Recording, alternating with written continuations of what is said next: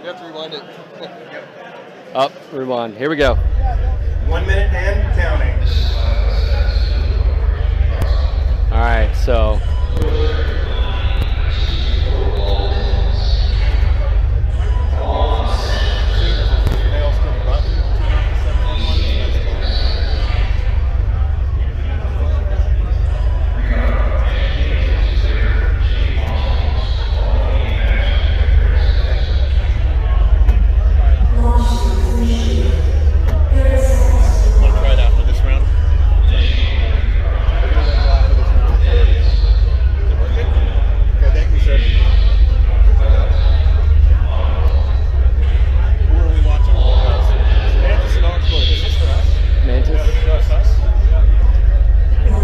Alright guys, we've got Team Mantis versus Team Oxblood. Oxblood led by SirLANsalot. Mantis led by 5, 4. All right, here we go. We're going to be watching Team Oxblood. And here we go. Launch. No games. Oh, I'm looking behind me. I'm looking behind me. Someone wasn't ready. You know, it always happens, right?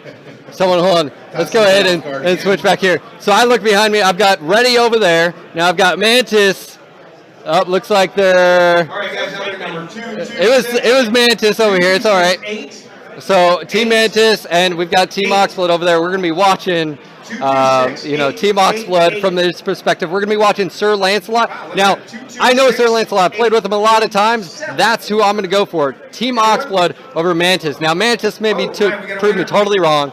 And it really comes down to communication and organization. Who's going to be doing this? Who's going to be doing that? Making the tough calls in game. So as soon as they launch back here, we will try again. So hey, you know what I gotta say? It's basically trying to get 24 people, and it's not like you can lock them in. It's not like they can say, lock the teams ready, and you can't do anything. So it is what it is. Adapt and overcome. So as soon as they launch, which I'm seeing a lot of not ready over there. It looks like they're reforming the group. So as soon as they're ready, we will do it again. So here we go again. Now, for those that don't know, we've got Oxblood and we've got Mantis. Mantis is actually behind me. Now again, up here we go. Here we go. Here we go. Let's see if we can get this going. We're gonna be watching 3, 2, 1, and a prayer. And here we go. We're gonna be watching SirLANsalot. Here we go. Let me go ahead and spectate just a minute. They are launching in game. Here we go. And we are in. Mantis versus Oxblood. Again on Forest Colony. All right. Forest Colony is the map. Game mode is Assault. Oh, man. This is intense. Now, obviously, everyone knows what map they're going to take. So I'm wondering how many strategies basically, you know, changed because of that. Because they knew it was Forest Colony, did they switch up their loadouts? You've seen almost all ballistic, all energy weapons. You haven't seen any missile weapons at all. Maybe streaks and SRMs, but you've seen no long-range missiles, I should say. So here we go. All right, so Team Mantis may be bringing LRMs. So here we go. And as soon as startup sequence is initiated, which is going on right now, we'll be able to move around the camera. So here we go.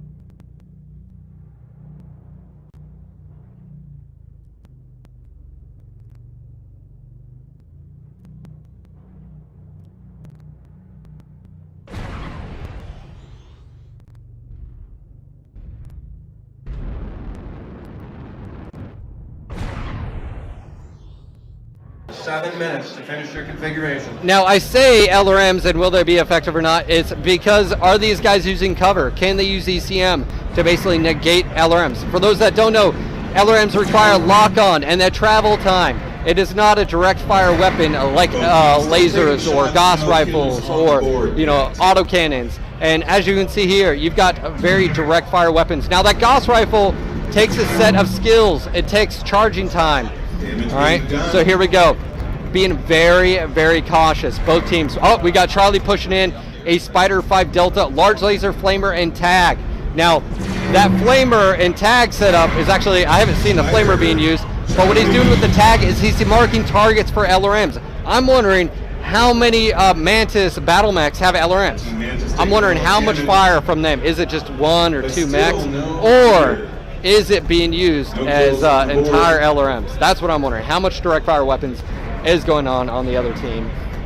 We've got 0-0, guys. It's 0-0. 11 minutes and 30 seconds left. We've got Team Oxblood for everyone out there. Team Oxblood. We've also got Team Mantis. Now, Team Mantis is behind me. Team Mantis is the other team right now. They are rocking some LRM boats, or at least some LRM carrying weapons, basically battle mechs. So I don't know. Let's see, can LRMs be effective in a competitive play? What happens? Do they have to have open terrain?